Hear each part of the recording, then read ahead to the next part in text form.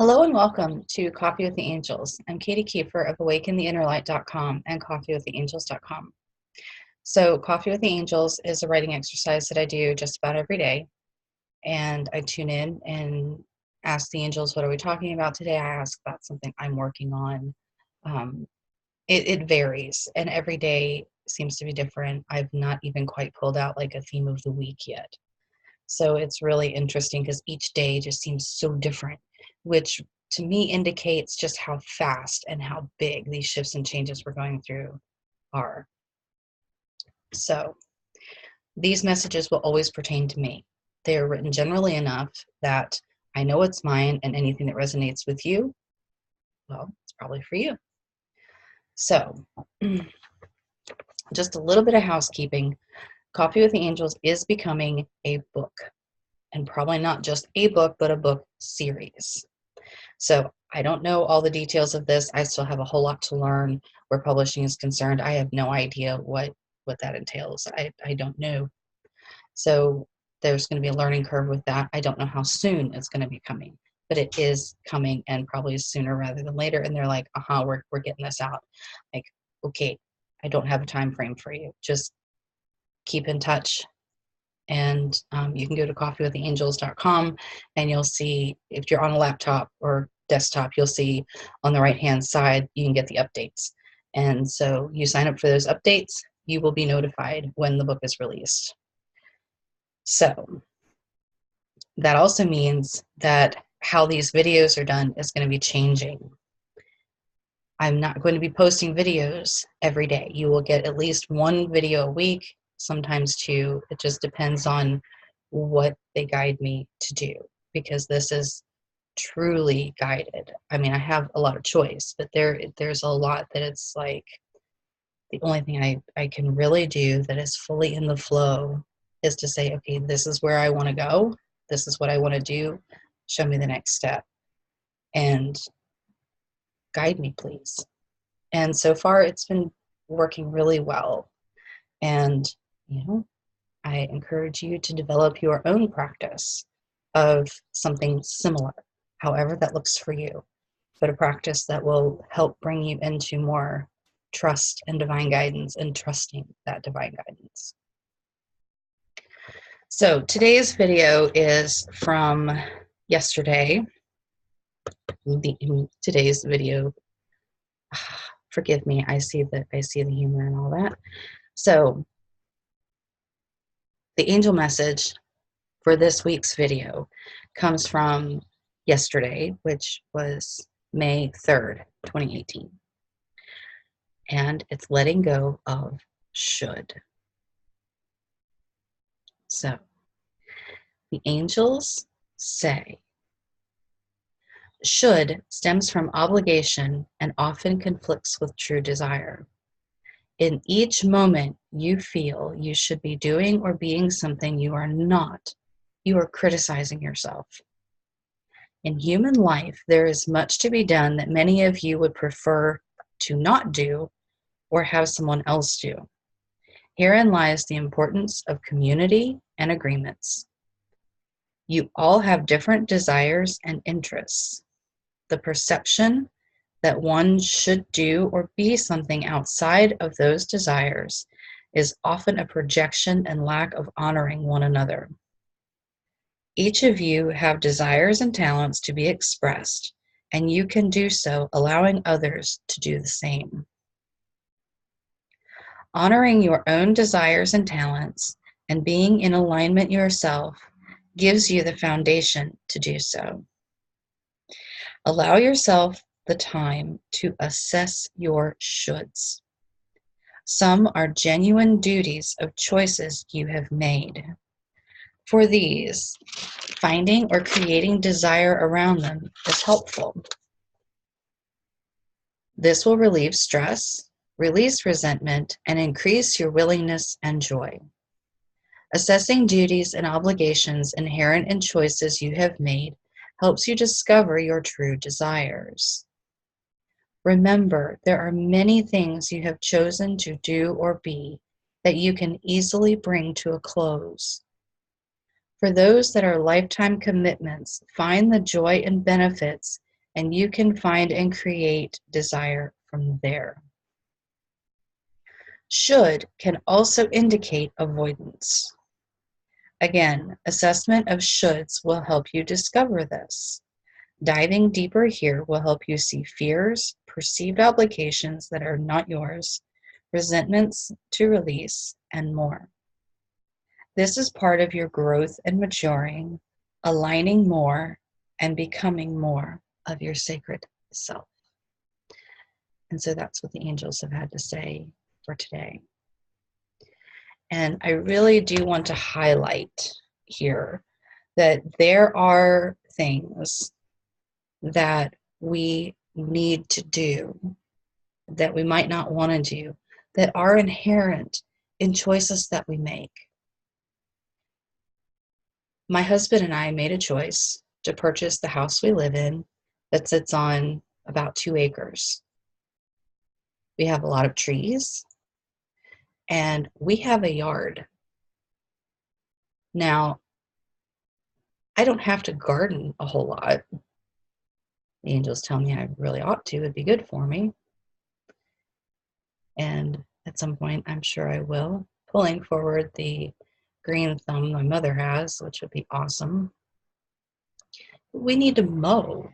We have sweet gum trees. We just got a couple of them, but it's just enough that we get those little balls that are, they're sticky.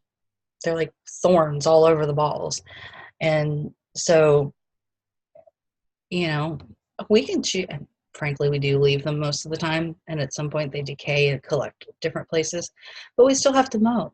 We still need to weed eat. There's things we do need to do, whether we want to or not.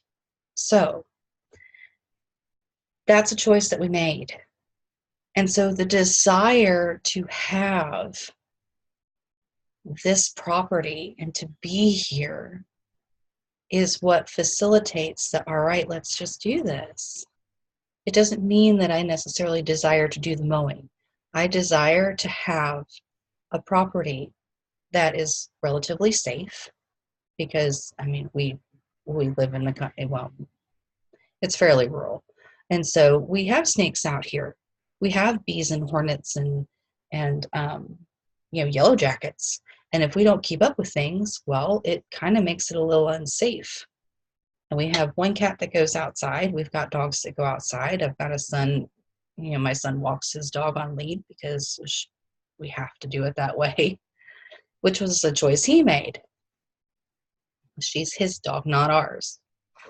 And so there are things that we have to do. And so find the desire.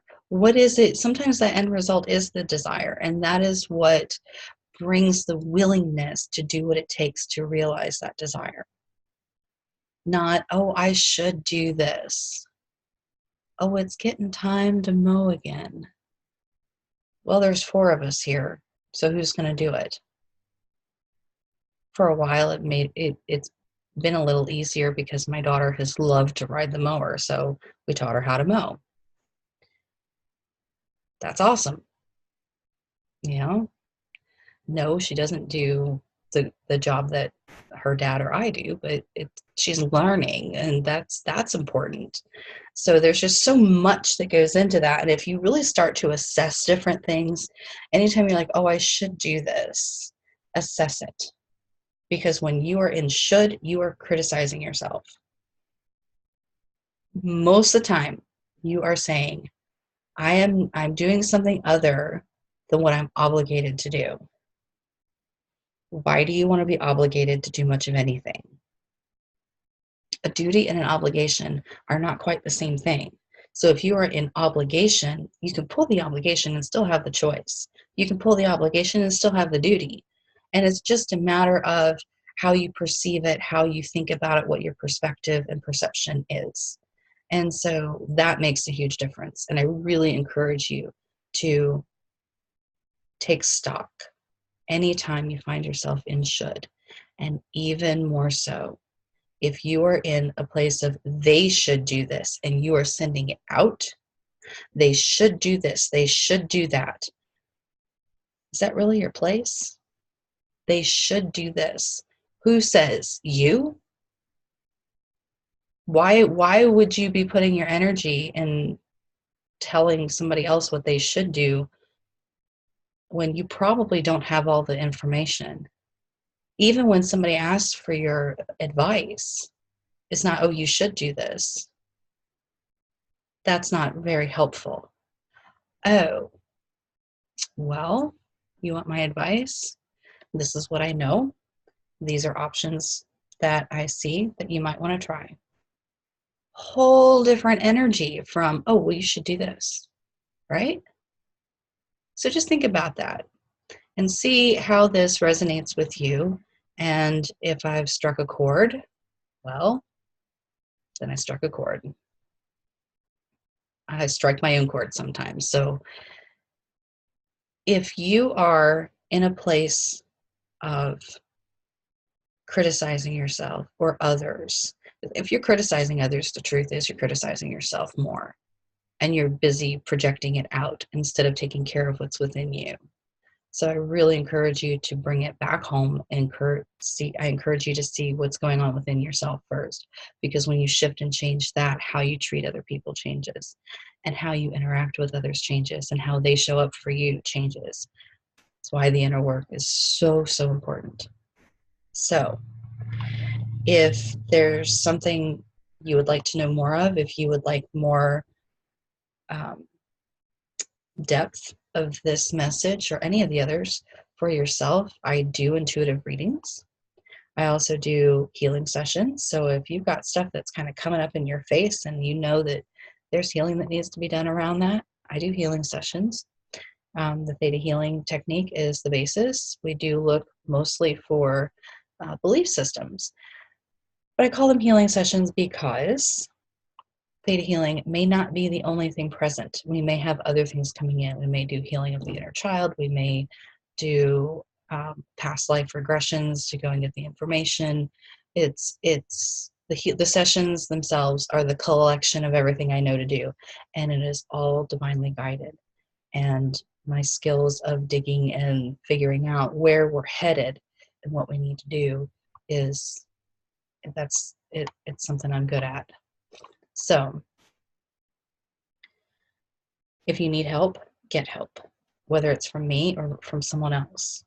Sometimes just allowing yourself to be in that space for a little while of what is going on is okay. So just know when you need help and get it. Whatever modality, technique, whatever it is, whether it's a reading or a healing or a regression or anything else, take care of yourself, because the more you take care of you, the better you show up in your own life, and the better you show up for other people, and the better and more in alignment you are with your sacred self and your divine purpose. So I really do encourage you to take care of yourself. So I'm hearing that's it for us today. And I hope that you have found value in this video. And if you have, please feel free to share it. And more information about the books, well, first book anyway, will be coming whenever I get it and whenever they tell me it's time to share it. And so just keep an ear out for that if you're interested. So I thank you very much for spending this time with me, and I will see you next time. Take care. Bye.